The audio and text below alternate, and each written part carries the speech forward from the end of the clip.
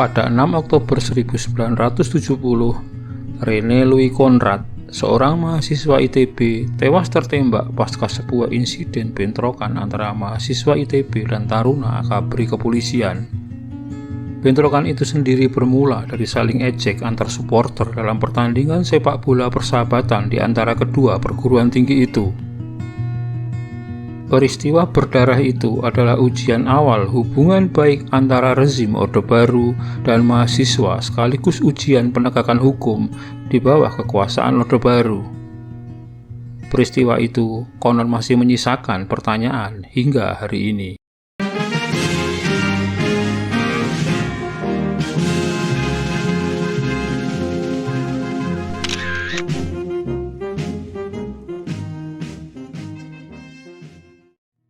Namun sebelum dilanjutkan video ini, mohon bantuannya untuk mengklik tombol subscribe di bawah ini. Bagi Anda yang belum berlangganan channel ini, guna bersama-sama membangun channel ini dan agar Anda tidak ketinggalan update terbaru dari channel ini.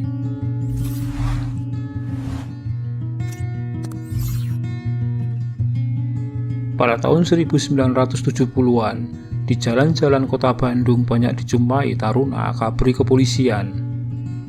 Banyak di antara para taruna itu berada di jalan guna menjalankan praktek kerja lapangan seperti mengatur lalu lintas atau berpatroli. Pada waktu itu, mode yang populer bagi para pemuda adalah rambut gondrong ala kaum hippie. Mode itu juga menjangkiti mahasiswa ITB.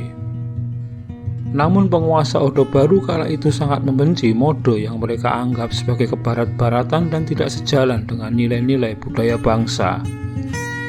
Oleh karenanya, para mahasiswa dan pemuda berambut gondrong sering dirazia oleh para taruna polisi tersebut. Bahkan konon ada yang sampai digunting rambutnya secara paksa di pinggir jalan. Razia ini memicu ketegangan antar mahasiswa dan para taruna. Para mahasiswa sering mengejek para polisi dengan sebutan Brijigo untuk menyindir oknum polisi yang berperilaku korup.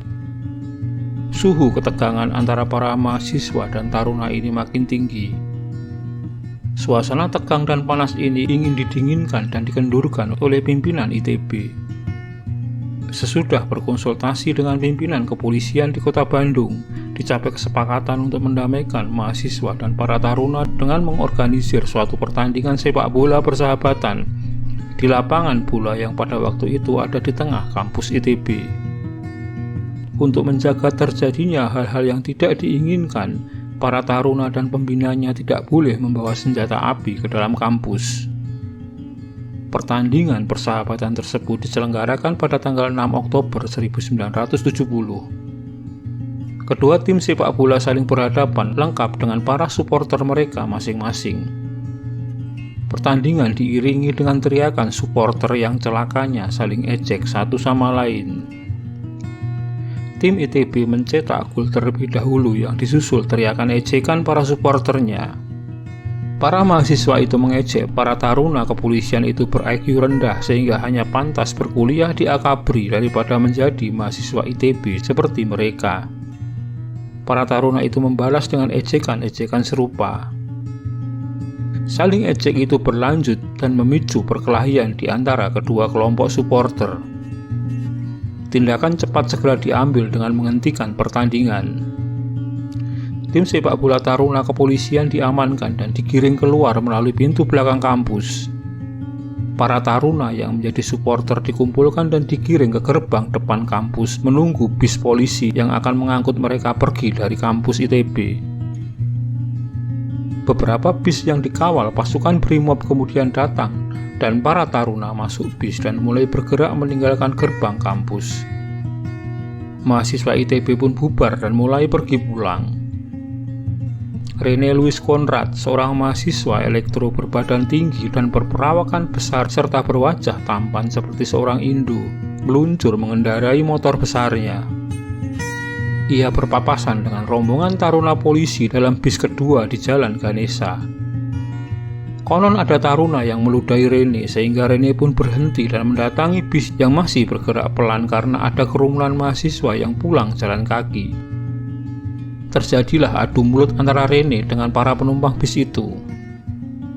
Rene kemudian dihajar dan menjadi bulan-bulanan para taruna itu. Tiba-tiba terdengar suara tembakan. Rene jatuh terkapar di tepi jalan. Tidak jelas apakah Rene ditembak oleh taruna atau anggota Brimob yang mengawalnya. Tubuh Rene yang tidak diketahui masih hidup atau sudah meninggal diangkat oleh para polisi itu dan dimasukkan ke bak salah satu truk pasukan Brimob untuk kemudian dibawa pergi. Isu penculikan dan pembunuhan Rene kemudian menyebar di kalangan mahasiswa. Isu itu memicu suasana yang kian tak menentu dan berpotensi rusuh. Menjelang maghrib, Gubernur Jawa Barat Solihin GP, Kapolda Jawa Barat, dan Rektor ITB Dodi Tisna Amijaya berkumpul di gerbang depan ITB untuk menenangkan mahasiswa yang gelisah dan marah. Pada malam harinya baru diperoleh berita bahwa Rene telah meninggal dan mayatnya ada di komplek kepolisian Komtabes Bandung di Jalan Merdeka. Mayatnya kemudian dijemput oleh para mahasiswa untuk kemudian disemayamkan di Aula Barat kampus ITB. Esoknya tanggal 7 Oktober 1970, mahasiswa dan pelajar Bandung mengeluarkan kecaman atas pembunuhan Rene. Suasana Bandung memanas hari itu. Polisi bahkan diperintahkan untuk tidak keluar ke jalan hari itu guna menghindari hal-hal yang tidak diinginkan. Mahasiswa mengadakan apel suci pada 9 Oktober 1970 di kampus ITB untuk melepas jenazah Rene Konrad kepada keluarganya. Rene dimakamkan di Jakarta. Kondisi tegang terus berlanjut mengarah ke krisis. Para mahasiswa makin marah dan menuntut penuntasan kasus penembakan Rene serta penegakan keadilan. Hal ini mendorong Rektor ITB Dodi Tisna Amijaya menggelar rapat akbar di gedung Balai Pertemuan Ilmiah ITB di Jalan Surapati guna meredakan amarah para anggota Sivitas Akademika ITB. Selain menyerap semua aspirasi, dalam pertemuan itu terungkap akan aksi teror yang dilakukan sekelompok orang yang dianggap pro-polisi. Mensikapi hal itu, pembantu rektor urusan mahasiswa Wiranto Aris Munandar merekrut para dosen untuk piket menjaga kampus kalau ada serbuan dari luar oleh pihak-pihak yang pro-polisi. Maklumlah, informasi yang beredar pada waktu itu simpang siur. Sekalipun memang kemudian ada beberapa aksi mendukung polisi dan mengecam para mahasiswa sebagai orang-orang yang tak taat hukum. Mereka berdemo di depan kampus ITB. Tindak lanjut rapat akbar Sivitas Akademi ITB adalah pembentukan panitia ad hoc ITB untuk hak asasi manusia atau HAM sebagai wahana untuk lebih lanjut menyalurkan kekesalan dan kemarahan para anggota Sivitas Akademika ITB. Panitia ad hoc ITB ini mendapat dukungan dari para penggiat HAM semacam Adnan Buyung Nasution, Yatiam Hind, dan Suwardi Tasrif. Seorang polisi bernama Jani Maman Suryaman kemudian diajukan sebagai terdakwa. Bagi para mahasiswa dan khalayak saat itu, ini sangat aneh karena dari berbagai kesaksian pelakunya adalah para taruna dan bukan polisi. Terdakwa sendiri mendapat bantuan hukum dari pengacara Adnan Buyung Nasution. Selama persidangan, banyak anggota Sivitas Akademika ITB termasuk para istri dosen ITB yang menyempatkan hadir di ruang pengadilan untuk menunjukkan dukungan mereka terhadap terdakwa yang tengah diadili itu. Kebanyakan orang ITB percaya bahwa penembak Rene itu bukanlah si terdakwa yang diadili itu, tetapi salah seorang taruna polisi. Terdakwa itu hanyalah kambing hitam guna melindungi sang taruna, entah mengapa. Terdakwa Jani Maman Suryaman akhirnya divonis penjara 1 tahun 6 bulan atas apa yang oleh pengadilan disebut dengan kealpaan yang menyebabkan kematian Rene Louis Konrad. Upaya ibu Rene menuntut keadilan atas kematian putranya seperti menemui jalan buntu. Kemarahannya seolah menemui tembok tebal di hadapan Panglima Kopkamtib saat itu Jenderal Sumitro dan Kapolri Jenderal Hugeng Imam Santoso yang keduanya nampak cenderung membela para taruna. Kelak dalam autobiografi Jenderal Hugeng yang berjudul Polisi Idaman dan Kenyataan terbitan tahun 1993, Jenderal Hugeng mengakui bahwa memang para tarunalah yang telah mengeroyok Rene bahkan hingga melepaskan tembakan. Kesalahan berat dalam kasus perkelahian itu adalah digunakannya senjata api, tentunya oleh salah seorang taruna.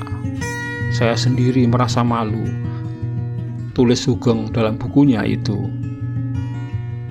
Demikian sekilas tentang peristiwa penembakan René Louis Conrad yang terjadi pada tahun 1970. Terima kasih Anda telah menyaksikan video ini hingga selesai. Semoga bermanfaat. Dan sekali lagi, jika Anda berkenan, silakan klik like, komen, subscribe, dan share untuk teman-teman Anda.